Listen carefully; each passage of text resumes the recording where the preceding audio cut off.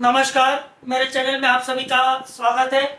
आज हम एक बहुत ही इम्पोर्टेंट टॉपिक पे बात करने वाले हैं और वो ये है कि बैंकों के बीच में यानी जो बैंकिंग स्टॉक्स होते हैं, बैंक के स्टॉक्स और इंटरेस्ट रेट और एनपीए यानी कि नॉन परफॉर्मिंग एसेट्स, इनके बीच में आपस में क्या संबंध होता है। यहाँ पे हम बैंकिंग स्टॉक्स की बात ना भी करें तो भी जनरल अगर हम बैंकों की बात करें तो हम यहाँ पे आज ये देखेंगे कि बैंक्स का जो है प्रॉफिट जो होता है उसका इंटरेस्ट रेट से क्या संबंध होता है और फिर इंटरेस्ट रेट और एनपीए का क्या संबंध होता है, आपस में क्या संबंध होता है। इसको मैं एक जो है आप लोगों के लिए बड़े सिंपल तरीके से यहाँ पे समझाने वाला हूँ और इसी चीज को हम बैंकिंग स्टॉक्स पे भी ले जा करके हम इससे जोड़ के देख सकते हैं। तो इसके अंदर अब मैं आपको इस समय हम इंडिया के जो सिनेरियो है कि इंडिया में क्या इंटरेस्ट रेट्स हैं, वर्ल्ड में क्या इंटरेस्ट रेट्स हैं, जैसे यूएस के फेडरल रिजर्व बैंक की हम बात करेंगे तो उस दोनों को जोड़ करके हम यहाँ पर यह सीखेंगे कि क्या कैसी किन किन स्थितियों में जो है इंटरेस्ट रेट कम ज़्यादा होंगे।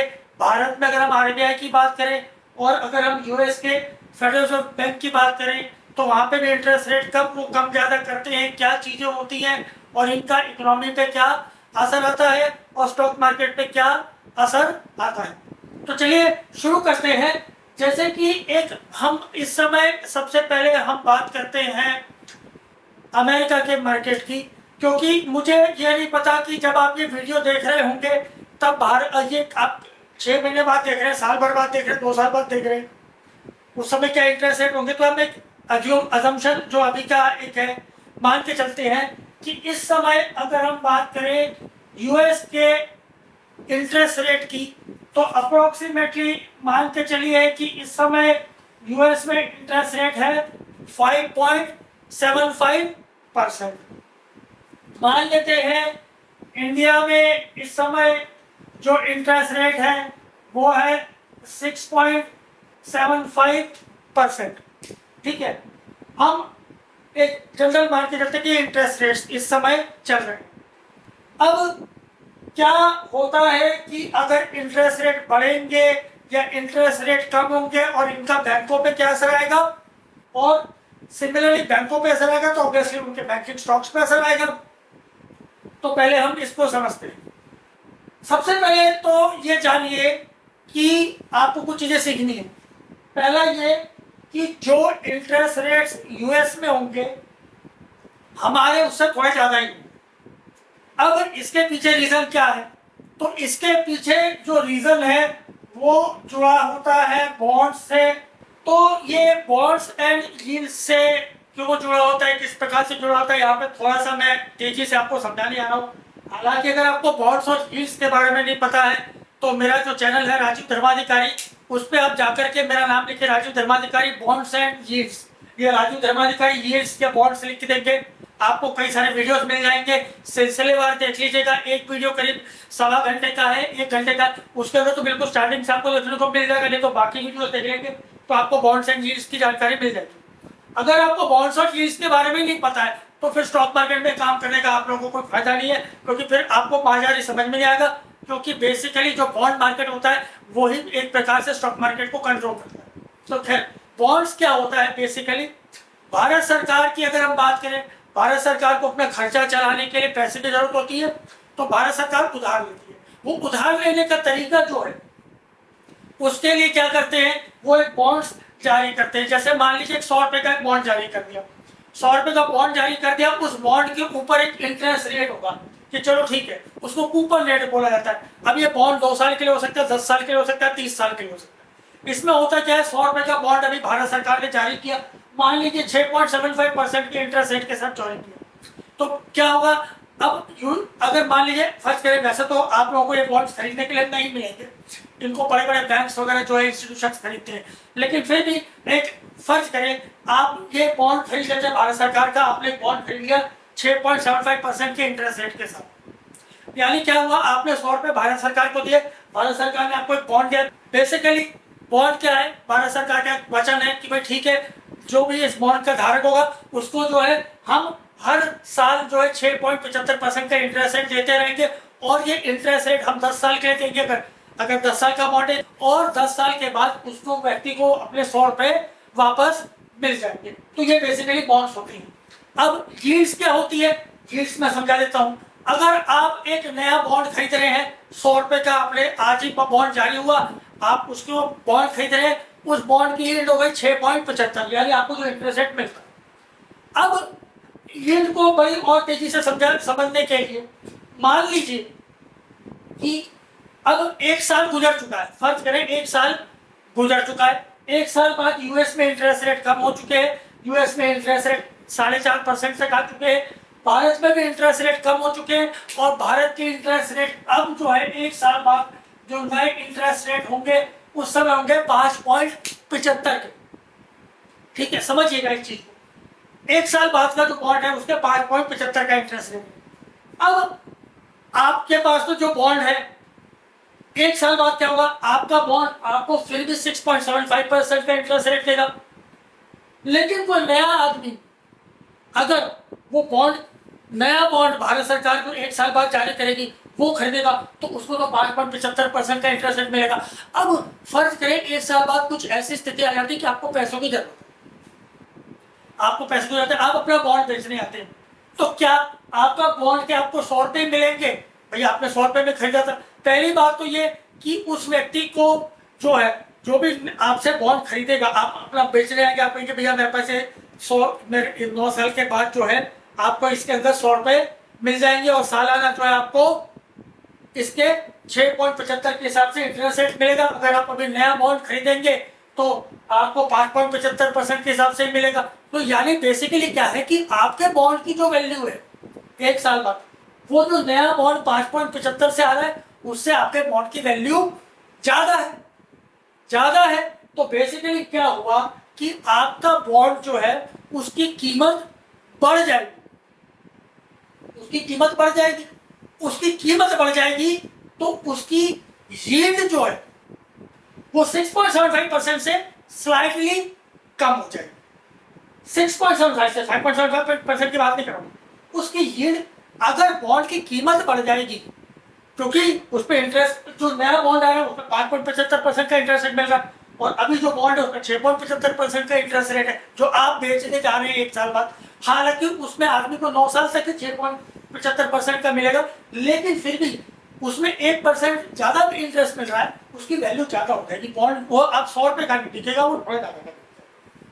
अब उसकी वैल्यू ज्यादा हो गई तो खरीदार जो है उसको 100 रुपए में नहीं खरीदा, उसको मान लीजिए 101 रुपए में खरीद रहा है, तो यील्ड पे थोड़ा, तो उसको इंटरेस्ट रेट 6% मिल रहा है। लेकिन अगर पूरा हो सकता है उस साल की बात करें तो उसको एक्चुअल में 5.75% मिलेगा, अगले बार से 6.75 मिलता रहेगा, है ना। वो 1 रुपया ऊपर देखे कभी तो खरीद रहा है। लेकिन अगर हम पूरे 9 साल की बात करें तो यील्ड जो है 6.75% से थोड़ा सा नीचे गिर जाए। तो बेसिकली क्या होता है कि जो ऐसे ही अगर मान लीजिए अगले साल जो है यूएस में इंटरेस्ट रेट और बढ़ते हैं, अभी जैसे वहां पे इन्फ्लेशन का डेटा आने वाला है ना। अब मान लीजिए अगले पूरा जो 3-4 महीने तक इन्फ्लेशन बढ़ता रहा, कोई ऐसी बात हो गई, फिर से कोई बात हो गई, इन्फ्लेशन बढ़ता रहा, उनको इंटरेस्ट रेट और बढ़ाने पड़ गए, जिसके हालांकि आसार तो कम है, तो उसके बारे में भी बात करूँ। लेकिन मान लीजिए अगले साल यूएस में इन्फ्लेशन रेट 6.5 या 6.5 तक पहुंच गया, सॉरी वो इन्फ्लेशन नहीं, रेट, इन्फ्लेशन रेट 6.75 पहुंच जाएगा तो और ज्यादा ऊपर होगा। मैं इन्फ्लेशन रेट से भी इसको जोड़ के बाद में बताऊंगा, उसका एक मैं सेपरेट वीडियो बना दूंगा। तो अगर मान लीजिए कि मैं अभी जो इन्फ्लेशन रेट की बात कर रहा था, मैं कहता इन्फ्लेशन बढ़ जाए, और अगर इन्फ्लेशन बढ़ता है यानी महंगाई बढ़ती है, इंटरेस्ट रेट बढ़ते हैं, अगले साल यूएस में इंटरेस्ट रेट होगा 6.50, तो क्या होगा कि हमारे भारत का जो बॉन्ड है उनको, भारत के आरबीआई को भी जो है अपना इंटरेस्ट रेट बढ़ाना पड़ेगा, और बढ़ाएंगे तो हमारे बॉन्ड का भी इंटरेस्ट रेट बढ़ जाएगा। अब फर्ज करें 1 साल बाद जो नया बॉन्ड आ रहा है उसका इंटरेस्ट रेट है 7.5%। अब अगर आप अपना बॉन्ड बाजार में बेचने गए, कौन खरीदेगा? कोई नहीं खरीदेगा। बोले यार भाई साहब आप जो बॉन्ड हमको बेच रहे हो, एक तो 9 साल का बचा हुआ बॉन्ड है, ठीक है, उसके बाद उसमें 6.75% मिल रहे हैं, और अभी मैं नया बॉन्ड खरीदने जाऊंगा तो मेरे को 7.5% का इंटरेस्ट मिलेगा, 0.7% ज्यादा मिलेगा। आपका बॉन्ड मैं क्यों खरीदूं? आपके बॉन्ड तो मेरे को नुकसान हो रहा है। तो अगर आपको पैसे की गरज है, आपका कहेंगे आप 100 रुपये के बॉन्ड को सस्ते में बेच देंगे, भाई ठीक है यार 98 रुपीज़ दे के ले लो यार, 2 रुपये तो तुम्हारे वहाँ पे कितना लॉस हो गया, ठीक है 75 2-3 महीने। अब क्या तुम उसको समझाने की कोशिश करोगे यार अभी 7.5 मिल रहा है, हो सकता है कल वो कम हो जाए, नहीं हो जाए, ऐसे तो होना ही नहीं है, क्योंकि इधर 7.5% थी। तो क्या होगा, आपको अपने बॉन्ड को सस्ते में बेचना पड़ेगा, 2 रुपये 3 रुपये सस्ते में बेचना पड़ेगा, जो भी जैसा है वो यील्ड के हिसाब से होता है ना। तो अब आप क्या करोगे, आपको अपना बॉन्ड जो है झक मार करके लॉस में बेचना पड़ेगा, तो आपको पैसे की गरज है, अब आप अपना बॉन्ड लॉस में बेच रहे हो, आपके बॉन्ड की वैल्यू गई नीचे। अब चूंकि वो बॉन्ड सस्ते में हो गया तो उसकी यील्ड जो है वो थोड़ी सी बढ़ जाएगी, जो खरीदार उसके लिए यील्ड 6.75% से ऊपर हो जाएगी। इसकी बात नहीं कर रहे, 7.5% की बात ही नहीं कर रहे, उसकी यील्ड इससे ऊपर हो जाएगी। कोशिश ये होगी कि वो यील्ड ऑलमोस्ट इसको मैच करे। तो ये बात अगर आपको अभी ये बात क्लियर नहीं हो रहा है तो मेरे बॉन्ड्स एंड यील्ड्स की वीडियो देखिएगा, जिनको थोड़ा बहुत क्लियर है तो वो ये चीज आगे हम इस चीज को समझते हैं। तो अब ये तो आ गया in general bonds and yields की बात हो गई। अब हम वापस आ रहे थे इंटरेस्ट रेट्स थे और बैंकिंग से, जिससे कि हमारा मेन टॉपिक चल रहा। तो हम ये कह रहे थे कि मान लीजिए आज की तारीख में यूएस में इंटरेस्ट रेट है 5.75%, भारत में इंटरेस्ट रेट है 6.75%। अब क्या होता है कि अगर ये इंटरेस्ट रेट कम होते हैं, अगर ये इंटरेस्ट रेट 6.75% से कम होकर के आने वाले दिनों में 6.5% हो जाए, यानी क्या होगा, पहली बात तो ये कि बैंक अगर अपनी इंटरेस्ट रेट कम करती है। अब यहाँ पे जब हम इंटरेस्ट रेट की बात कर रहे होते हैं तो बहुत सारे लोग जो है 90% लोग जो है वो इंटरेस्ट रेट को सेविंग बैंक्स के इंटरेस्ट रेट से जोड़ के देखते हैं कि हाँ अगर मैंने जो है सेविंग अकाउंट में पैसे डाले या मैंने एफडी में पैसा डाला तो बैंक मुझे कितना इंटरेस्ट देगी। ये वो वाले इंटरेस्ट रेट की बात नहीं हो रही, ये वो वाले इंटरेस्ट रेट की बात हो रही है यहाँ पे। अब हम जब इंटरेस्ट रेट की बात करें, हम उस इंटरेस्ट रेट की बात करें कि बैंक ने अगर आपको लोन दिया, बैंक ने अगर आपको लोन दिया तो बैंक आपको कितना % पे लोन देंगे। अब यहाँ पे इंटरेस्ट है 6.75 है। अगर हम बात करें बॉन्ड्स पे, बैंक्स जो है वो 8% 9% पे आपको इंटरेस्ट रेट आगे दे सकती है। यहाँ पे हम बॉन्ड के इंटरेस्ट रेट की बात करें, ठीक। तो बैंक जो है, बैंक और भी ज्यादा अपना पैसा खर्चा वर्चा करवाने के लिए आपको जो उधार देगी या कंपनी को उधार देगी, मान लीजिए वो 9% पे उधार दे रही है बैंक, ठीक है, फर्ज करें वर्किंग कैपिटल के लिए जिसके मर्जी। एक एग्जांपल के तौर पे, एग्जैक्टली या मैं समझाने के लिए बोल रहा हूँ, नहीं तो अचानक आजकल कुछ लोग ऐसे कमेंट लिख रहे हैं, अरे भाई साहब क्या बात कर रहे हैं, ऐसा इंटरेस्ट है थोड़ा कोई। अब मान लीजिए बैंक जो है, इंडियन बैंक आगे 9% पे उधार दे रही है फिलहाल, जब जो है बॉन्ड का इंटरेस्ट रेट है 6.75 ये कम। अब 4 महीने बाद 6 महीने बाद भारत में इंटरेस्ट रेट जो है 0.25% यानी 25 बेसिस पॉइंट से नीचे गिर करके 6.5% पे आ गया। क्या होगा कि बैंक हो सकता है कुछ, अब बैंकों में कंपटीशन है ना, कोई बैंक कहे क्या चलो ठीक है हम यार 0.25% से अपना इंटरेस्ट रेट कम कर देते हैं लोगों के लिए, वो 8.75% कर देंगे। देखेंगे यार बड़े बड़े बैंक तो भी बेच रहे हैं 9% पे ही, तो मैं थोड़ा सा, मेरे को भी मार्केट में जो है मैं भी उधार बांटूं, ठीक है, मेरे का भी पैसा है, उन्होंने कम कर दिया 8.75%। अब इससे क्या हो गया, 8 इंटरेस्ट रेट कम हो गया। इंटरेस्ट रेट कम होने से बेसिकली क्या हो रहा था कि जो बैंकों की आय है, बैंकों की जो प्रॉफिट है, बैंक जो कमा रहे हैं वो किससे कमाते हैं, वो इंटरेस्ट रेट से कमाते, जो उधार दे उससे कमाते हैं ना। भाई आपने बैंकों में पैसा रखा तो आपको वो सेविंग बैंक्स पे जो भी इंटरेस्ट दे रहे हैं, आपके एफडी पे इंटरेस्ट दे रहे हैं, वो कहाँ से दे रहे हैं, वो पहले किसी और को पैसा, आपसे पैसा लिया, उधार पे दिया, उधार पे ज्यादा इंटरेस्ट पे पैसा दिया, वहां से पैसा आया और आपको पैसा उन्होंने आपकी सेविंग बैंक पे दिया, और उधर से जो पैसा है उसमें से आपको भी पैसा देना है, बैंकों का खर्चा भी निकालना है, अपना प्रॉफिट भी करना, ये सारी बातें। तो अब अगर इंटरेस्ट रेट 9% से गिर करके 8.75% पे आ जाते हैं तो क्या होता है, बैंकों की प्रॉफिटेबिलिटी पे असर आता है, बैंकों की प्रॉफिटेबिलिटी कम होती है, जाहिर सी बात है। बैंकों की प्रॉफिटेबिलिटी कम होगी तो जाहिर सी बात है क्या होगा कि बैंकों की जो, अगर हम बात करें स्टॉक्स के, बैंकिंग स्टॉक्स की जो है वो उनका ऑब्वियसली रेट कम होंगे उसके थोड़ा सा, तो ये बात होती है। अब जरूरी नहीं है कि ये पूरी तरह से बैंकिंग स्टॉक्स के रेट पे असर डालते हैं, बहुत सारे फैक्टर्स होते हैं, लेकिन यहाँ पे मैं समझाने की बात कर रहा हूँ। जनरली क्या होता है कि लोग समझते नहीं हैं कई चीज़ों को, तो यहाँ पे ये सिखाने के लिए आप लोगों को, तो ये चीज़ है। अब बैंकिंग स्टॉक्स के हमने देखा रेट कम हो गए, प्लस एक और चीज होगी, एनपीए भी कम हो जाएगा। अगर इंटरेस्ट रेट कम होते हैं तो एनपीए कम होता है। एनपीए क्या है? Non performing assets. अब ये नॉन परफॉर्मिंग एसेट्स कैसे कम होंगे? बेसिकली मान लो कि कोई आदमी ने बैंक से पैसा लिया, 100 रुपये उधार ले लिया, उसको 9% का ब्याज देना है। एक तो 100 रुपये वापस करना और 9% का ब्याज भी वापस करना।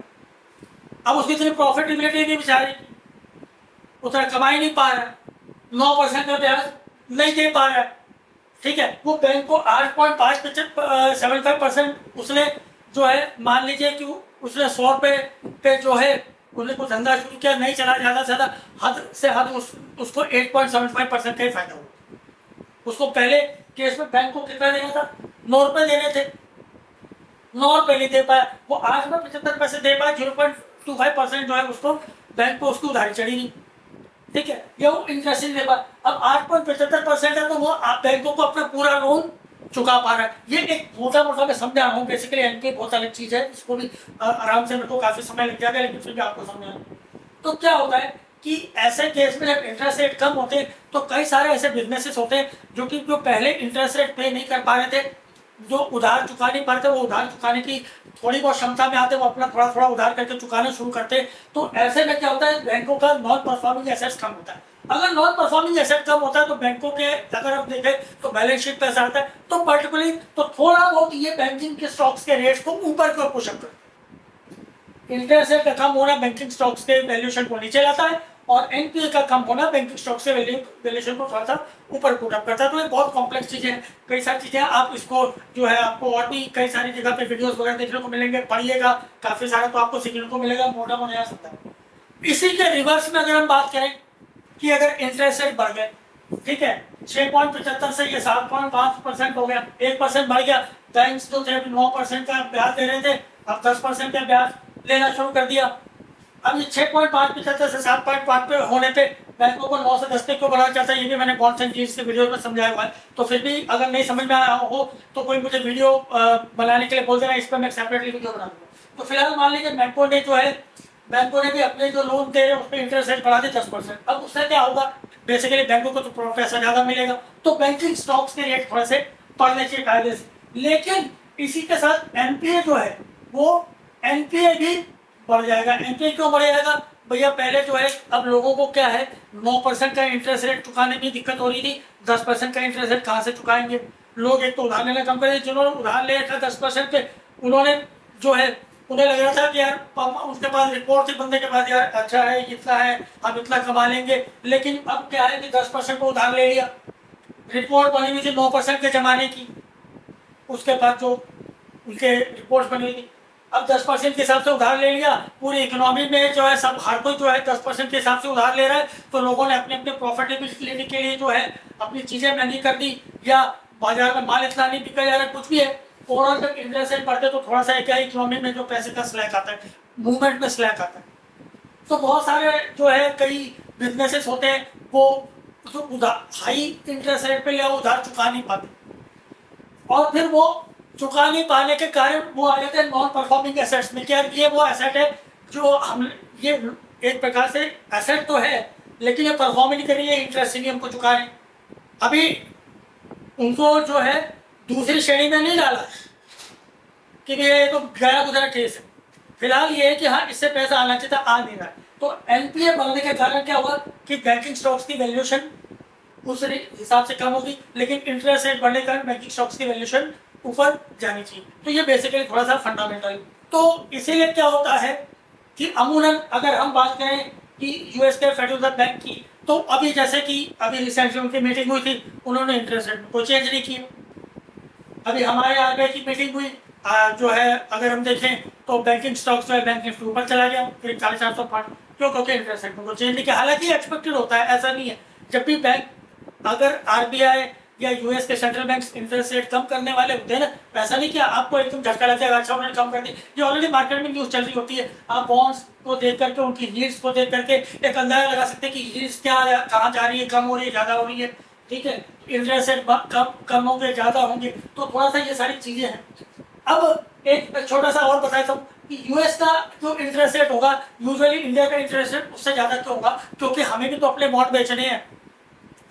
अगर यूएस का इंटरेस्ट रेट जो है बॉन्ड्स के अगर यूएस का इंटरेस्ट रेट अगर मान लीजिए 5%, ये तो अभी हम वहाँ के सेंट्रल बैंक के इंटरेस्ट रेट की बात करें, एग्जैक्टली मान लीजिए अगर बॉन्ड्स का इंटरेस्ट रेट भी है और हमारे बॉन्ड का भी इंटरेस्ट रेट यही है, ठीक है, तो अगर हमारे बॉन्ड का इंटरेस्ट रेट यूएस के बॉन्ड के इंटरेस्ट रेट से कम होगा तो हमारा बॉन्ड कौन खरीदेगा? कोई नहीं खरीदेगा।